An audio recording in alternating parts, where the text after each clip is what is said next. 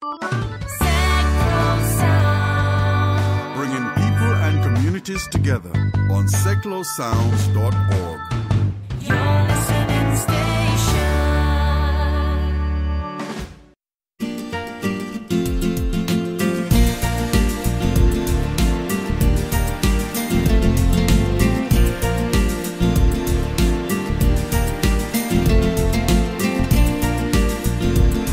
This week's featured destination is Romania. Find out why you should go, what you can see when you get there, and what assumption you shouldn't make before you ask somebody a question about their country. That's all coming up on the John Guinn Travel Show on seclosounds.org.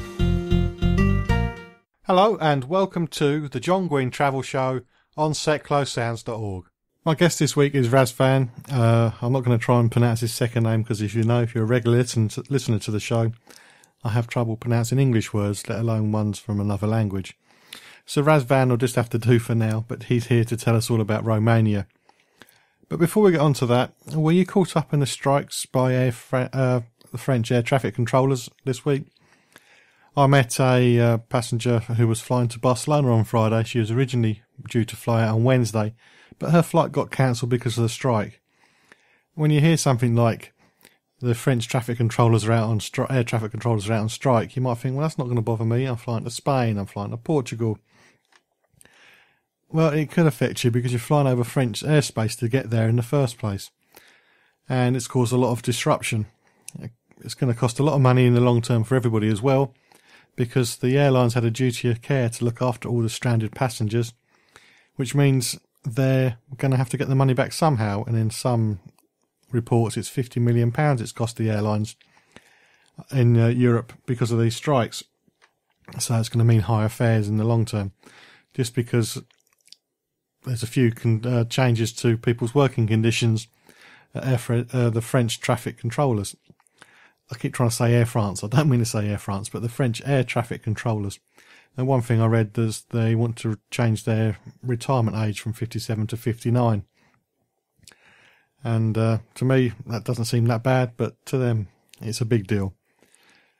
But if you are travelling and you're flying over France, or maybe you're getting a connection in Paris, because there are some cheap deals flying from Paris. If you can get over there with EasyJet or whatever, you can make some bargains if you book independently of travelling. But of course, if you're flying into Paris with EasyJet and you're flying out of Paris with Air France don't have any duty of care, don't have to really worry that if you can't get there because your EasyJet flight has been cancelled.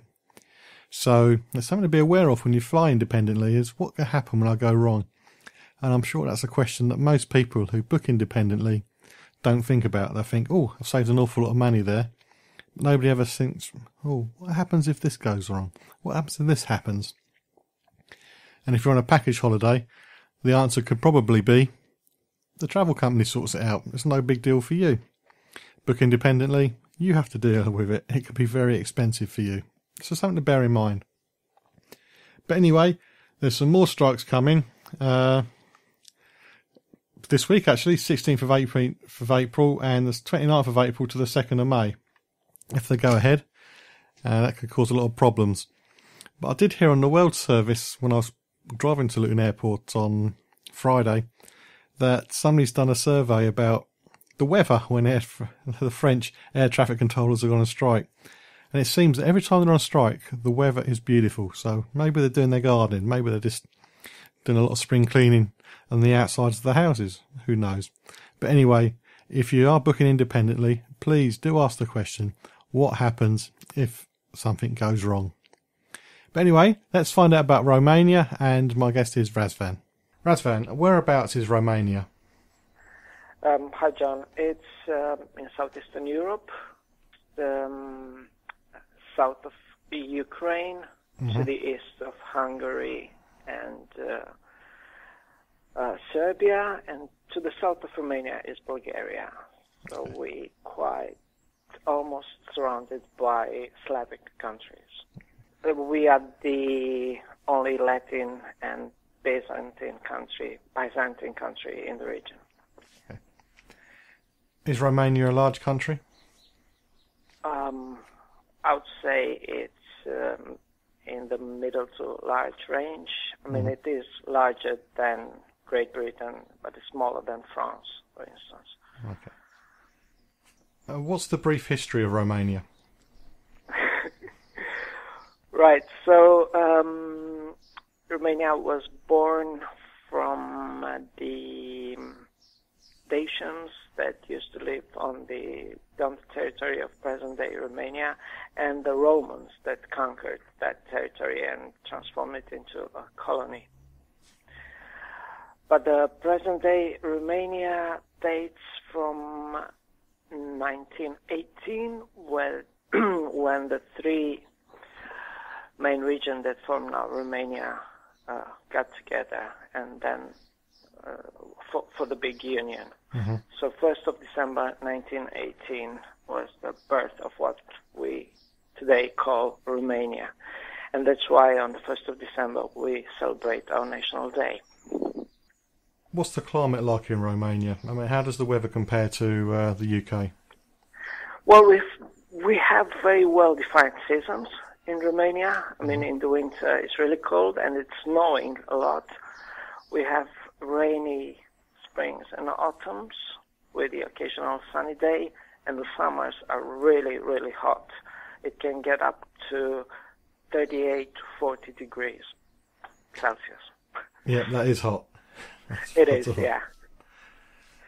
You mentioned that in the history that it was three nations coming together to make Romania. So is there one official language, or is there more than one? There's only one official language, that is Romanian. It's a Latin language. It is part of the Latin language family like French, Portuguese, Spanish, and Italian. Would somebody like me, who's a typical British tourist who can only speak English, would I be okay over there? Yeah, you'll be fine. I mean, most of the people, especially those who work in the hospitality industry, they speak English, and we learn English at school since the 2nd grade, so we're quite good at it, and you can manage very easily in Romania with English only. Oh, that's good to know. I'm very lazy. With your currency, what do you use, and can you order it ahead of your trip, or do you have to wait until you get there? So the currency is leu, singular, plural it's lei, and you can only use that in Romania.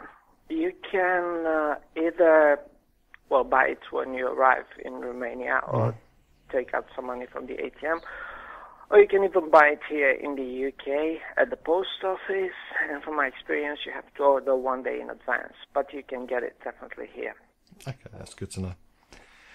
So how do you get to Romania from the UK, and if you're flying, how long does the flight take? Right, of course you can get to Romania by car, by train. It's really far though, and it'll be a shame to lose so much time driving or traveling there by train when there are so many flights that go from the UK to Romania. Actually, the flight time is up to 3 hours, and Bucharest, the capital, is very well connected with London, with the most important airports in the London area. We get flights from Heathrow, Gatwick, Stansted, and Luton. And also from Luton, we get a direct connection to 7 cities in Romania. 7? That's quite good. Yeah. So wherever you want to go to in Romania, there's always an airport nearby with a direct connection to the UK. I mean, to London. Gary Fitz here, every Monday, 10 o'clock. Coming up, we've got Eric and Ernie. Join me here on Seclo Sounds. In your smile. It's from 1975. Eric and Ernie were four... Gary, it's not Eric and Ernie, it's Earl and Ernie, the Cape Brothers, Union Man. Oh, I see. Gary Fitz here, every Monday, 10 o'clock. Earl and Ernie.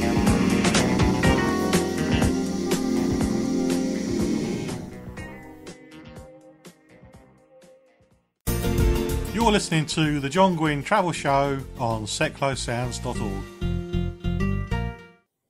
My guest this week, Razvan, works at the Romanian Tourist Board office in London, and we've covered the basics about how to get to Romania, and now we're going to start talking about the different regions that make up the country. I guess that most people have heard of Transylvania, but how many regions make up Romania? Well, as I mentioned earlier, there used to be three main regions, which is Transylvania, that for many years was part of the Austro-Hungarian Empire. Then there is Moldova, to the west of the country, not to be confused with the Republic of Moldova, which is a separate country. So the Romanian Moldova used to be an independent principality for most of its history. And then south of the Carpathians is what they used to call the Romanian country. Now we call it Wallachia. And that's the main three regions, historical regions of Romania. Of course, these three regions can be further divided into smaller regions. But that's another long story. Another long story. Speaking about the smaller regions, and I'm bound to pronounce this wrong, is it Wallachia? Wallachia. Wallachia. Oh, see, I wasn't even close. It's got. No, you're very close.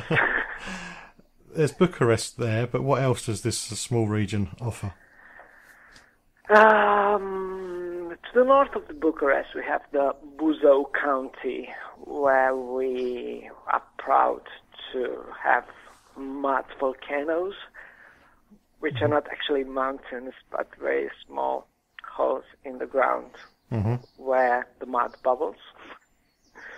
If you travel west from Bucharest, there's this very beautiful hilly regions just under the Carpathian Mountains, full of beautiful resorts and monasteries and spa towns.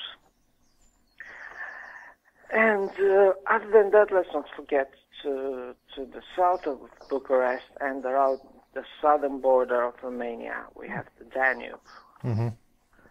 So plenty of things to see besides Bucharest in Wallachia. I'm going to have another go at speaking about a part of Romania now. Is it Maramureș? Maramureș, yes. It's the northernmost region of Transylvania. I told you about the three historical regions, and each of them can be further divided into sub-regions. This is Maramureș, the sub-region of Transylvania, is the northernmost part of the country, and it is the most traditional one. If you can imagine, people still wear their traditional national costumes in everyday life, so it's not just the show for the tourist. Many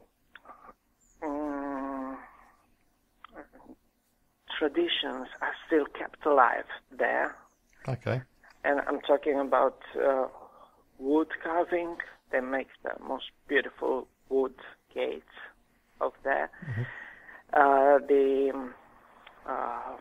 carpet making is still alive. The pottery making is still alive in that region of the country. It's very beautiful nature-wise. And also it hosts the world's only happy cemetery. There's this cemetery where they have the crosses, and the crosses are painted in lively colors, and each cross has a poem about the life of the deceased, and the poem is a happy one. Okay. So it's quite a unique thing that I think everybody should visit when they go to Maramureș. Yeah, I've never come across that before, so a happy cemetery. I'm going to give up a little bit on pronouncing the areas' names at the second. I'm going to chicken out, but in one of the parts of Romania, there's a reservation of the biosphere. What's that? Reservation of the biosphere in Dobroja. We're talking about the Danube Delta, which is a nature's paradise. It's one of the most beautiful parts of Romania. It's the only delta in Europe. It's where the Danube, the river Danube, meets the Black Sea. Plenty of birds to see. It's a paradise for